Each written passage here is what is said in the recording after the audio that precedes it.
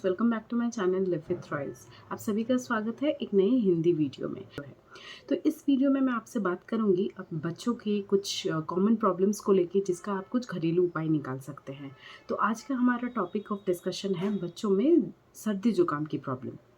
तो जहाँ तक मैं बता सकती हूँ, बेंगलोर में क्या है, बेंगलोर का वेदर बहुत चेंज होते रहता है और जनरली यहाँ पे बहुत ठंड वाली मौसम होती है। तो यहाँ पे हमें बहुत ज़्यादा एडजस्ट करना पड़ता है, स्पेशली बच्चों को। तो इसको जब भी एकांशी को सर्दी ज़ुकाम होती है तो मैं कोशिश करती हूँ कि इनिशियल डेज़ में ही, जब उसको सर्दी ज़ुकाम कम है, तभी मैं कुछ घरेलू होम रेमेडीज़ ट्राई करना शुरू कर देती हूँ।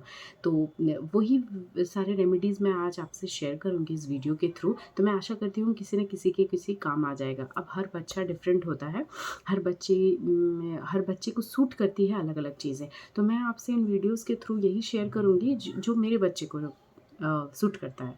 और इन होम रेमेडीज़ को स्टार्ट करने से पहले मैं आपको एक बात बताना चाहूँगी कि अगर आपको लगता है कि आपका बच्चा सर्दी ज़ुकाम के बिल्कुल इनिशियल स्टेज में नहीं है, उसको 1 दिन या 2 दिन हो गई है, तो मैं ज़रूर रिकमेंड करूँगी कि आप प्लीज़ डॉक्टर के पास ही जाएँ और अब तब होम रेमेडीज़ को बिल्कुल स्टार्ट ना करें। होम रेमेडीज़ अब तब स्टार्ट करें जब बच्चे को अभी भी सर्दी ज़ुकाम जस्ट इनिशियल स्टेज में है, जस्ट वो छींक ले रही है या ले रहा है, पर अभी भी मतलब कंजेशन वगैरह कुछ नहीं है। क्योंकि जब बच्चे बहुत छोटे होते हैं, 6 महीने से ज़्यादा भी छोटे होते हैं, तो तब उनको ज़्यादा एक्स्ट्रा केयरफुल होने की ज़रूरत पड़ती है। क्योंकि उनके केस में क्या होता है ना कि उनके नाक अगर ब्लॉक हो जाता है या अगर कफ बिल्डअप हो जाती है उनके चेस्ट में, तो उनको कंजेशन हो सकता है।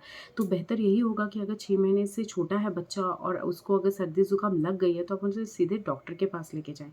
और अगर वो बिल्कुल इनिशियल स्टेज में है, तो उन पे भी आप कुछ होम रेमेडीज़ ट्राई कर सकते हैं। बट हाँ, वो डिपेंड करता है कि कौन से होम रेमेडीज़ 6 मंथ्स के अंडर के बच्चों में करें और कौन सी होम रेमेडीज़ टॉडलर्स में करें।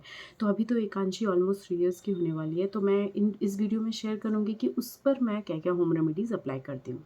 तो पहला रेमेडी मेरा होगा ल्यूकवार्म वाटर। तो जब भी मुझे लगता है कि वेदर चेंज हो रहा है या एकांशी छींके लेना शुरू करती है, तो मैं उसको तभी से उसको ल्यूकवार्म वाटर या फिर गुनगुना पानी देना शुरू कर देती हूँ। तो इससे क्या होता है, गुनगुना पानी देने से क्या होता है कि जब वो बच्चा गुनगुना पानी पीता है, उससे जो थोड़ी बहुत स्टीम होती है, तो उससे वो गला बहुत सूद होता है। और पानी तो बहुत ज़रूरत है हाइड्रेशन के लिए भी। तो उस वक्त बेंगलोर में क्या होता है, नॉर्मल पानी भी बहुत ठंडा होता है। तो उसको अगर नॉर्मल करके हल्का ल्यूकवार्म करके देते हैं, तो वो सर्दी को कंट्रोल भी करता है, प्लस हमारे थ्रोट को भी सूद करता है। तो ये एक चीज़ उस पे बहुत काम आता है। दूसरी और बहुत ज़रूरी चीज़ है मस्टर्ड ऑयल इन्फ्यूजन। तो मस्टर्ड ऑयल हम लोग क्या करते हैं, जब भी उसको थोड़ा सा भी ठंड लगती है, तो सबसे पहले हम क्या करते हैं, सरसों तेल को एक कटोरी में या फिर किसी भी लैडल में उसको थोड़ा सा गर्म करते हैं और गर्म करके उसमें गार्लिक के 2-3 क्लॉव्स निकालते हैं और उस क्लव्स को निकाल के थोड़ा सा हल्का सा पीस के, मतलब उसमें हल्का सा रस निकाल के उसमें फिर डाल देते हैं और उसको गर्म करते हैं। और अगर आप चाहते हैं कि तेल को थोड़ा और गर्म बनाना है, तो हम लोग उसमें क्या करते हैं, कलौंजी डालते हैं, कुछ लोग राई डाल देते हैं। तो आप ये चीज़ें डाल सकते हैं। डाल के तेल को गर्म कीजिए, फिर उसको अच्छे से ठंडा कीजिए और फिर उस चीज़ को अपने हाथ में लेके, गर्म इतना ही होना चाहिए जितना आप अपने हाथ में बेयर कर सकते हैं, उसको लेके ये बच्चे का जो टॉन्सिल का एरिया होता है, बच्चों में तो उतना टॉन्सिल समझ में नहीं आता है, तो ये ऐसे उनको मालिश करनी है। तो उनको ऐसे मालिश कीजिए, उनके चेस्ट में मालिश कीजिए और उनके बैक में मालिश कीजिए। तो इस मस्टर्ड ऑयल इन्फ्यूजन से क्या होता है ना, बहुत आराम मिलता है। अगर इससे क्या होता है कि अगर कोई भी कफ बिल्डअप होता है ना उनके थ्रोट में, तो वो गल जाता है, वो नीचे चला जाता है। तो या अगर वो नीचे चला जाता है, तो वो स्टूल के हिसाब से बाहर निकल जाएगा। और अगर बच्चा सर्दी बाहर निकाल सकता है, तब तो बहुत ही अच्छी बात है। मस्टर्ड ऑयल इन्फ्यूजन का मतलब मस्टर्ड ऑयल मालिश के कुछ टाइम होते हैं जो मैं फॉलो करती हूँ, जिससे मुझे लगता है कि ज़्यादा फ़ायदा होता है। सबसे पहला टाइम होता है जस्ट नहाने से पहले। तो नहाने से पहले अगर आप वो मालिश उसको अच्छे से कर देंगे, तो बच्चे को बहुत आराम भी मिलेगा। और क्या होगा, जब वो नहाएगा या नहाएगी, तो पानी उसके बॉडी पे सेटल नहीं होगा, तो इससे ठंड और बढ़ेगी नहीं। और दूसरा टाइम जो आप फॉलो कर सकते हैं, वो होता है उनके जो सोने से पहले। तो मैं एकांशी का अभी भी ये रूटीन फॉलो करती हूँ कि उसके सोने से पहले हम उसका ऑयल मसाज ज़रूर करते हैं। तो जब उसको ठंड लगती है, तो हम उसको मस्टर्ड ऑयल में मालिश करते हैं। तो अब किसी बच्चे का क्या होता है ना कि मस्टर्ड ऑयल सूट नहीं करता है। अगर सूट नहीं करता है, इन दैट केस हमें फिर तो आप इस रेमेडी को अवॉइड कीजिए। बट एकांशी को स्पेसिफिकली मस्टर्ड ऑयल से कुछ प्रॉब्लम नहीं है। मैं तो 6 मंथ्स के पहले से भी उसको ये ट्राई करती हूँ और मुझे लगता है ये बहुत इफेक्टिव होता है उसके केस में। इसके बाद वाला जो होम रेमेडी है वो है तुलसी लीव। तो तुलसी लीव तो हम सबके घर में होता है और हम सब जानते हैं कि तुलसी लीव अगर बच्चा खाता है तो उसके रस से बहुत आराम मिलता है। तो अब बच्चे क्या होता है, जनरली वो तुलसी का लीव ऐसे ही चबा के नहीं खाना चाहते हैं। तो इस केस में आप क्या कर सकते हैं, तुलसी के पत्ते को हल्का सा उसको पीस के उसमें से जो रस होता है वो निकालिए। और अब उसका टेस्ट बच्चे को अच्छा नहीं लगेगा तो इसमें आप थोड़ा सा हाफ टी स्पून अगर हनी भी ऐड कर देते हैं तो वो बहुत फ़ायदा करेगा। और हनी ऐसे भी कफ में और इसमें बहुत फ़ायदा करता है। वो थ्रोट को बहुत ज़्यादा सूद करता है और सर्दी खांसी में भी बहुत इफ़ेक्टिव होता है। तो ये तो चीज़ आप सुबह शाम या फिर दिन में 3 बार भी ट्राई कर सकते हैं, सुबह, दोपहर और शाम में। तो ये अगर आप इनिशियल डेज़ में सर्दी खांसी के देते हैं तो आप नोटिस करेंगे कि सर्दी खांसी ज़्यादा बढ़ेगी नहीं, कफ तो बिल्कुल बिल्डअप नहीं होगा।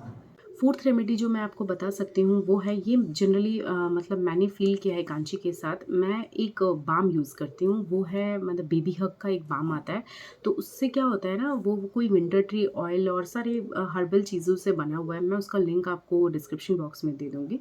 तो वो बाम सोने से पहले स्पेशली चेस्ट में अच्छे से उसकी अगर हम मालिश करते हैं, गले में, चेस्ट में, और थोड़ा बहुत अगर आपको लगता है कि नोज़ ब्लॉक है तो आप उनके नाक के एरिया में भी अगर थोड़ा सा लगा देते हैं तो बच्चे को बहुत आराम मिलता है। स्पेसिफिकली ये एकांशी को तो बहुत ज़्यादा सूट करता है, तो मैंने सोचा मैं ये भी आपसे शेयर कर दूँ। इसके बाद और एक चीज़ जो है वो है जो हम सब जानते हैं, बच्चों जिनके घर में भी बच्चे उनके घर में होगा ही, सलाइन का नेज़ल स्प्रे। तो सलाइन का नेज़ल स्प्रे जो होता है वो नोज़ के ब्लॉकेज को आराम से खोल देता है। तो जब भी बच्चा सोने जाता है और आपको फ़ील होता है कि वो सोने वक़्त उनकी नाक ब्लॉक हो जाती है, वो अच्छे से नैप नहीं ले पाते। अब नैप नहीं ले पाते तो वो खाना ठीक से नहीं खाएँगे। तो आप क्या कीजिए, सोने से जस्ट पहले दोपहर और रात में जब वो सोते हैं, उन्हें थोड़ा-सा इन्वर्टेड पोज़ीशन में रख के दोनों नॉस्ट्रिल्स में 1-1 पफ दे दीजिए। तो इससे उनके जो नोज़ की ब्लॉकेज है वो इमीडिएट खुल जाएगी और इसके कोई साइड इफ़ेक्ट्स नहीं है। और जनरली आजकल सारे डॉक्टर्स ये प्रिस्क्राइब करते हैं, ये कोई मेडिसिन नहीं है, इसलिए मैंने आपको बता दिया। और एक रेमेडी जो मैं बात बताना चाहूँगी वो है फूड। तो जनरली हम देखते हैं जब बच्चों की तबीयत ख़राब होती है और सर्दी खांसी होती है, वो खाना नहीं खाना चाहते हैं क्योंकि उनका गला बहुत इरिटेटेड होता है, वो खाँस-खाँस के परेशान होते हैं या फिर सर्दी से उनके नोज़ ब्लॉकेज है, उनके माउथ में कुछ टेस्ट नहीं आ पा रहा है। तो इस टाइम मैं सजेस्ट करूँगी कि आप लोग थोड़ा लिक्विड टेक्सचर वाला फूड इंट्रोड्यूस कीजिए। जैसे कि खिचड़ी हुई, दलिया हुई, उसको हल्का गरम और उसमें थोड़ा-सा अगर आप घी डाल देते हैं तब तो बहुत अच्छा है। तो इससे क्या होता है ना, उनको, बच्चे को ज़्यादा च्यू नहीं करना पड़ता है, तो उनके लिए ये बहुत ईज़ी होता है और वो उस खाने को ईज़िली ले लेते हैं। तो उस टाइम अगर आपका बच्चा अगर कोई सॉलिड फूड नहीं ले रहा है, सोचिए अगर वो दाल-भात ऐसे ही खाता है बट वो उस टाइम नहीं खा रहा है, रोटी-चपाती खाता है वो उस टाइम नहीं खा रहा है, मैं यही कहूँगी कि आप कुछ दिन के लिए वेट कीजिए और उस टाइम पे स्पेसिफिकली थोड़ा गरम और लिक्विडी फूड इंट्रोड्यूस कीजिए, जैसे कि दलिया, खिचड़ी या फिर साबूदाने की खिचड़ी या फिर साबूदाने की खीर, इस टाइम की चीज़ें इंट्रोड्यूस कीजिए। और एक चीज़ जो एकांशी के साथ होती है वो होता है कि जब उसको कफ बिल्डअप हो जाता है, जब उसकी सर्दी खांसी बढ़ जाती है, तो मैंने नोटिस किया कि जब वो खाना खाती है कई बार अगर कफ वो नहीं निकाल पाते हैं बच्चे, या कफ 2 तरीके से निकाल सकते हैं, या तो वो नोज़ के थ्रू आएगा या फिर स्टूल के थ्रू। तो अगर इन दोनों तरीके से वो सही से नहीं निकाल पा रहे हैं तो कई टाइम क्या होता है कि कफ जो है ना वो थ्रोट में आ जाता है और जब वो फूड लेते हैं तो फिर वो किसी तरीके से वो काइंड ऑफ चोक करने लगते हैं या फिर वो अनकंफर्टेबल फील करते हैं तो उनको उल्टियाँ हो जाती है। तो इस टाइम पे जो उल्टी होती है, मेरे हिसाब से इस उल्टी को लेके आपको डरना नहीं है क्योंकि वो उल्टी हो जानी ही अच्छी है, क्योंकि इससे क्या होता है उनका कफ बाहर आ जाता है। तो जितना कफ बाहर आ जाएगा वो बच्चों के लिए उतना ही सेफ़ है और वो उतना ही आराम भी महसूस करेंगे। तो बच्चे ने उल्टी कर दी तो आप चिंता मत कीजिए, आप उन्हें फिर से खिलाइए, तुरंत नहीं तो आधे घंटे बाद खिलाइए। पर इस टाइम पे उल्टी में अगर कफ निकल रहा है तो वो बहुत अच्छी बात है, इससे बच्चे का सर्दी खांसी जल्दी निकलेगा और कंजेशन तो बिल्कुल नहीं होगा। तो यही से थे कुछ टिप्स जो मैं आप सबके साथ शेयर करना चाहती थी। आशा करती हूँ कि आप में से किसी को एटलीस्ट इन सारे टिप्स में से कुछ तो फ़ायदा करेगा। तो बने रहिए हमारे चैनल में और फिर अगर आपने अब मेरा चैनल अभी तक सब्सक्राइब नहीं किया और आपको कंटेंट अच्छे लग रहे हैं तो सब्सक्राइब ज़रूर कर दीजिएगा और अगर वीडियो आपको अच्छा लगा तो एक लाइक ज़रूर कर दीजिएगा। तो तब तक के लिए चलिए मैं अलविदा कहती हूँ। Tata, take care, bye bye.